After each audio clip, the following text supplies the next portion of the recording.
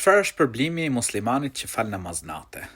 Allahu i lartësuar përmend në surën Sejdë, ku thot, ata ngrihen nga shtrati, i luten Zotit të tyre. Në ajetin tjetër, Allahu i lartësuar përmend dhe thot, askush nuk e di çfarë gëzimesh u janë fshehur atyre, pra në jetën tjetër, si shpërblim i asaj, pra i punëve që ata bën, që vepruan. Kështu që namazi i natës ka shpërblim të madh. Po ashtu është shenjë falënderimi. E nëse ne falenderojmë Zotin e gjithësisë, Zoti i gjithësisë i shton mirësitë.